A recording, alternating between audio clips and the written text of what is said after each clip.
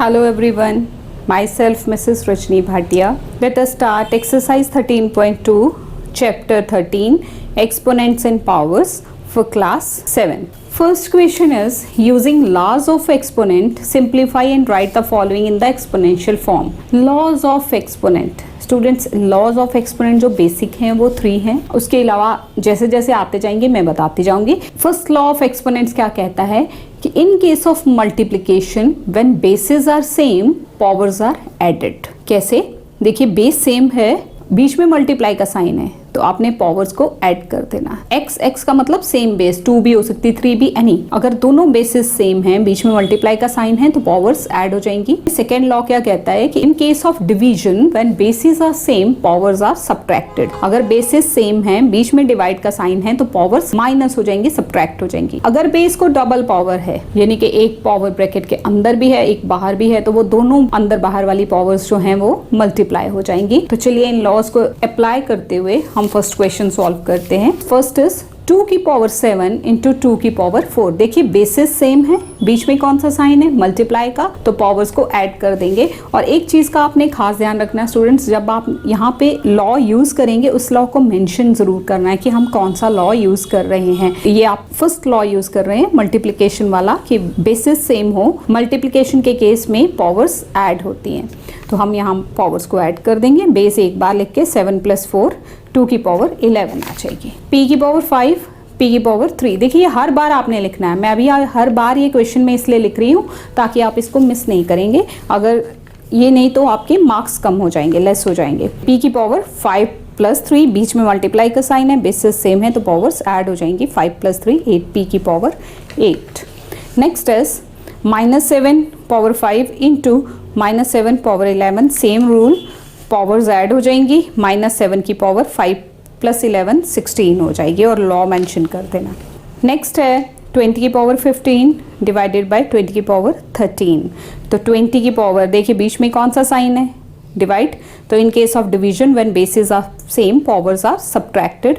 तो पावर्स को सब्ट्रैक्ट कर देना, एक्सपोनेंट्स सब्ट्रैक्ट होंगे. इट विल गिव यू 20 की पावर 2. 15 - 13 2.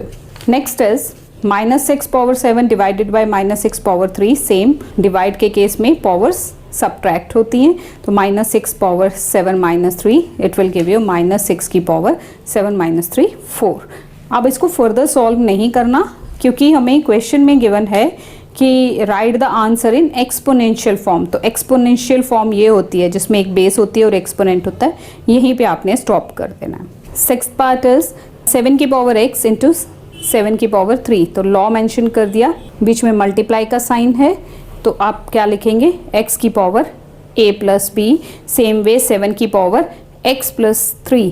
तो x + 3, x इज वेरिएबल, वो नंबर नहीं है, तो इसको एज इट इज ही हम रहने देंगे. Next is question number 2, simplify and right the following in the exponential form. आपको कुछ टर्म्स दी हैं, उनको सिंप्लीफाई करना है और एक्सपोनेंशियल फॉर्म में ही आंसर रहने देना. सेम वही लॉज लगेंगे. पहला क्या है? देखिए, बेसिस सब जगह सेम है, 5 है, 5 है, 5 है, तो सारी पावर्स ऐड हो जाएंगी. In case of multiplication when basis are same powers are added. आप वही लॉ यूज कर रहे हैं. 3 + 7 + 12 दिस इज 22. तो 5 की power 22, this is the answer. Next is a की पावर 5, a की पावर 3, a की पावर 7. देखिए, सारी बेसिस सेम हैं, वही रूल आप यहाँ लिखेंगे और a की पावर सबको ऐड कर देंगे. 7 + 3 10, 10 + 5 15. तो a की power 15 is the answer. Question number 3 is simplify and right in exponential form. Again simplify करना है, एक्सपोनेंशियल फॉर्म में ही रिप्रेजेंट करना है.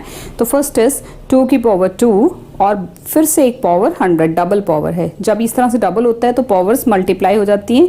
ये रूल है. x की पावर a, फिर ब्रैकेट के बाहर b, तो x की पावर a इंटू b हो जाता है. तो दिस इज 2 की पावर 2 × 100 200 आ जाएगा. नेक्स्ट इज 5 की पावर 3 और बाहर 7. सेम रूल, 7 3s are 21, तो 5 की power 21 is the answer. Question number 4 is simplify and right the following in exponential form. Question same है, बस कुछ टर्म्स दिए हैं, उनको सिंप्लीफाई करना है और आंसर एक्सपोनेंशियल फॉर्म में ही छोड़ना है. देखिए, फर्स्ट 2 की पावर 3 और 4 देन डिवाइड 2 की पावर 3। पहले हम इसको सॉल्व करेंगे, इसमें हमारा ये वाला लॉ लगेगा, तो 3 4 12 ये हो गया, बाकी को एज इट इज लिखते जाना है। 2 की पावर 12 डिवाइडेड बाय 2 की पावर 5। अब देखिए ये डिवाइड वाला लॉ लगता है कि when basis are same in case of division the powers are subtracted. तो 2 की पावर 12 माइनस 5, 2 की power 7, this is the final answer. Question number 4th second part, 2 की पावर 3, 2 की पावर 2, 5 की पावर 5। तो देखिए पहले इन दोनों को करना है क्योंकि इनकी बेसिस सेम है। तो हमारे पास आ जाएगा 2 की पावर 3 + 2 5, 2 की पावर 5 इंटू 5 की पावर 5। अब देखिए एक और भी लॉ है जिसको यहाँ यूज़ किया जाता है, वो ये है कि जब पावर्स सेम हो, अभी तक हमें सिर्फ बेसिस सेम मिली, जब हमें पावर्स सेम मिल जाती हैं तब क्या करना होता है, पावर को एक बार लिख के अंदर बेसिस को मल्टीप्लाई कर देते हैं। अगर मल्टीप्लाई है तो मल्टीप्लाई कर देते हैं, डिवाइड है तो डिवाइड। तो x की पावर a इंटू y की power a, basis different power same, तो ये नंबर्स मल्टीप्लाई में है तो मल्टीप्लाई हो गए, पावर एक बार आ गई। सेम वे यहाँ पे 2 5 हो जाएगा और पावर एक बार आ जाएगी, 2 5 10, 10 की पावर 5। पार्ट थर्ड इज 2 की पावर 2 इंटू 3 इंटू 3 की पावर 6 और ब्रैकेट क्लोज इंटू 5 की power 6। This is the question given in your book. तो देखिए फर्स्ट तो हम यही लॉ लगाएंगे, 3 2 ये मल्टीप्लाई हो जानी है, तो 3 2 यहाँ लिख दिया, बाकी सेम। अब ये हो गया 3 2 6, 3 की पावर 6, 5 की पावर 6। अब देखो ये सारी टर्म्स मतलब पावर सबकी सेम है, बेसिस अलग हैं, तो सारी बेस क्या होंगी, मल्टीप्लाई हो जाएंगी। 2 into 3 into 5 power 6 one time आ जाएगी। 3 2 6, 6 5 30, 30 की पावर 6 आ जाएगी। लॉज आपने स्टूडेंट्स ज़रूर मेंशन करने हैं, ये सेम ही हैं जो हम बार बार लिख रहे हैं। Question number 5 is simplify and write in exponential form. Question is again same, 5 की पावर 4 इंटू 8 की पावर 4। तो अभी अभी हमने ये लॉ पढ़ा है कि जिसमें बेसिस जो हैं डिफरेंट हैं बट पावर सेम हैं, तो हमने बेसिस को मल्टीप्लाई कर देना है। बीच में जो साइन होगा उसके अकॉर्डिंग ले लेंगे। अगर यहाँ डिवाइड का साइन होता तो बेस को डिवाइड कर दिया जाता। तो यहाँ देखिए 5 8, 5 8 पावर एक बार लगा दी, 5 8 40, 40 की पावर 4 आ गई। कई स्टूडेंट्स क्या करते हैं, इन पावर्स को प्लस करने बैठ जाते हैं। प्लस नहीं करना, प्लस तब करना है जब बेसिस सेम हो। बेसिस सेम हो, पावर्स ऐड होंगी, और अगर पावर्स सेम हो तो बेस जो है वो मल्टीप्लाई है तो मल्टीप्लाई होगी, डिवाइड है तो डिवाइड होगी, ये याद रखिएगा आप। नेक्स्ट इज -3 की पावर 6 इंटू -5 की पावर 6। देखिए पावर सेम है, बेसिस बीच में मल्टीप्लाई का साइन है तो मल्टीप्लाई होंगी। -3 into -5, 5 3 15, minus into minus plus हो गया, तो 15 की power 6 is the answer. Question number 6 is simplify and express in exponential form. Question is almost all time same, her question में क्वेश्चन वही है, बस टर्म्स डिफरेंट आई हैं। देखिए यहाँ आपके पास है 3 की पावर 2, 3 इंटू -2 की पावर 5, -2 की पावर 3। तो पहले तो वही हम लॉ लगा देंगे, ब्रैकेट वाला, कि पावर्स आपस में मल्टीप्लाई होंगी, वही देखिए यहाँ कर दिया। जब आप एक चीज़ को सॉल्व करते हैं तो बाकी सारे चीज़ें आपने एज इट इज़ लिखनी है, वो स्टेप में छोड़नी नहीं है। अब देखिए यहाँ पे क्या आ गया, 3 की पावर 3 2 6 हो गया, -2 की पावर, ये देखिए ये डिवीजन में आ गया, -2 डिवीजन है ना, तो 5 की पावर -3 है, -2 की पावर 5 -3 हो जाएगा, क्योंकि ये बेसिस सेम है, डिवीजन का केस है तो पावर्स सब्ट्रैक्ट हो जाएंगी। So it will give you 3 की पावर 6 इंटू -2 की पावर 2। अब ये देखिए यहाँ पे हम इसको क्या लिखेंगे, 3 की पावर 6, ये माइनस है, माइनस को जब इवन पावर लगेगी तो वो ख़त्म हो जाएगा, वही मैंने आपको यहाँ दिखाया है। तो फाइनली हमारा आंसर आ जाएगा 3 की पावर 6 इंटू 2 की पावर 2। ये -1 अलग क्यों किया है, बच्चे कई बार क्वेश्चन करते हैं कि आपने ये अलग क्यों लिखा, क्योंकि मुझे नेगेटिव भी ख़त्म करना है। नेगेटिव यहाँ ख़त्म हो रहा है, नेगेटिव को इवन पावर लगेगी तो वो ख़त्म हो जाएगा। अगर मैं सीधे ही इसको उड़ा दूंगी तो आप बोलोगे मैम आपने माइनस कहाँ गायब कर दिया, तो -1 का स्क्वायर, -1 को इवन पावर तो वो ख़त्म हो जाएगा, +1 हो जाएगा, 1 से मल्टीप्लाई करो तो सेम ही टर्म रहती है, 3 की पावर 6 इंटू 2 की पावर 2। सेकेंड पार्ट इज 3 की पावर 7, 3 की पावर 4 इंटू 3 की पावर 3। अब देखिए यहाँ पहले देखिए बेसिस सेम है, पावर्स ऐड होंगी तो वो मैंने पावर्स ऐड करके लिख लिया। ये हमारे पास आ गया 3 की पावर 7 और नीचे भी 3 की पावर 7। अब डिवीजन है, बेसिस सेम है, पावर सब्ट्रैक्ट होंगी। 3 की पावर 7 माइनस 7, 7 माइनस 7 मतलब 0। और एक चीज़ और याद रखिए, जितनी मर्जी बड़ी टर्म हो यहाँ पे, जब उसको पावर 0 लगी है ना तो answer is always 1। Anything power 0 that is equal to 1। यहाँ चाहे लैक्स में, करोड़ में नंबर लिखा हो, अगर पावर पे 0 आ गया तो सीधा कुछ नहीं करना, उसका आंसर 1 होगा।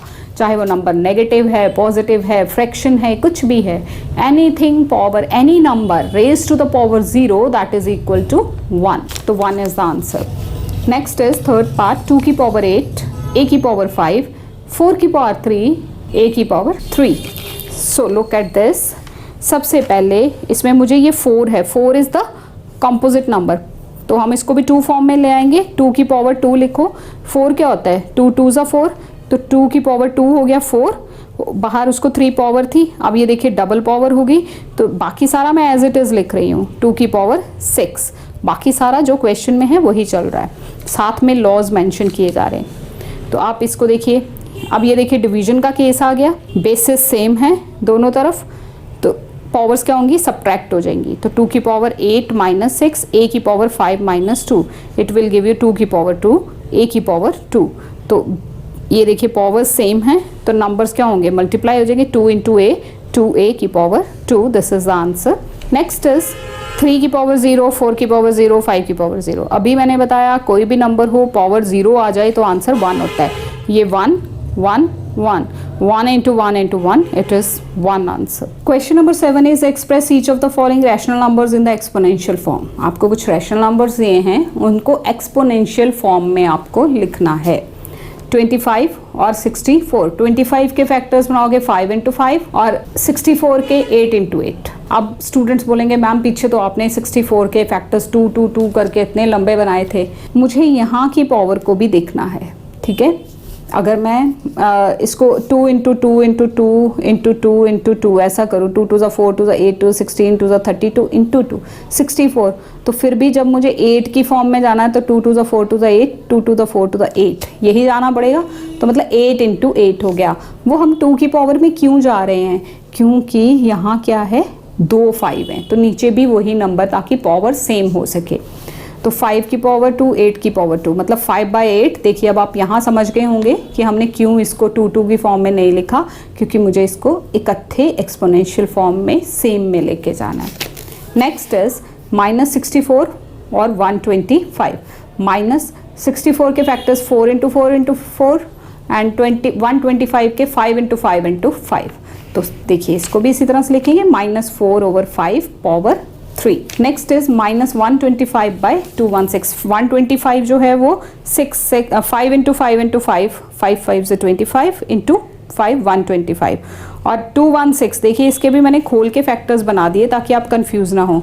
तो देखिए 3 बार 2 आ गया और 3 टाइम्स ही 3 आया, तो 3 2 ज़ा 6, 3 2 ज़ा 6 6, तो 6 into 6 into 6 लिख दिया सीधे, क्योंकि सेम पावर चाहिए। तो -5/6 की पावर 3 आ गई। Fourth part -343/7 to 9। देखिए 7 into 7 into 7 with negative sign 343 होता है, और 9 into 9 into 9 करेंगे तो 7 to 9 आएगा। सेम हम इनको लिख देंगे, तो -7/9 की पावर 3 आ जाएगा। Question number 8 is simplify. यहाँ थोड़ा सा क्वेश्चन डिफरेंट है, उसको एक्सपोनेंशियल फॉर्म में छोड़ने को नहीं बोला हुआ, तो आपने पूरा सॉल्व करना है उसको। 2 to the power 5, 2 into 7 की पावर 3, 8 की पावर 3 into 7, 7 मतलब 7 की पावर 1। ये तो डबल है, मल्टीप्लाई हो जाएगा, 5 2 ज़ा 10 आ जाएगा। नीचे देखिए ये 8 है, 8 को मैं क्या लिखूंगी, 2 2 ज़ा 4, 2 ज़ा 8, यानी कि 2 की पावर 3, 8 हो गया। तो और बाहर से उसको 3 पावर ऑलरेडी है, तो ये इस तरह से रहेगा। अगला हमारा स्टेप आ जाएगा 2 की पावर 10, 2 की पावर ये 3 3 ज़ा 9, 7 की पावर 3, 7 की पावर 1। तो इट विल गिव यू, देखिए ये डिवीजन है ना, बेसिस सेम है, पावर्स सब्ट्रैक्ट होंगी, सेम यहाँ पे भी लगेगा।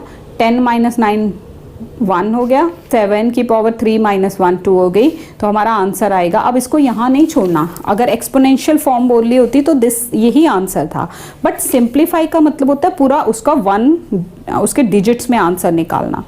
तो 2 का 2 रहेगा, 7 7 दो बार लिखा जाएगा क्योंकि पावर 2 है, 7 7 49 into 2 98 is the answer. Same यहाँ पे है नेक्स्ट क्वेश्चन सेकेंड, 2 इंटू 3 की पावर 4, 2 की पावर 5, 9 इंटू 4 की पावर 2।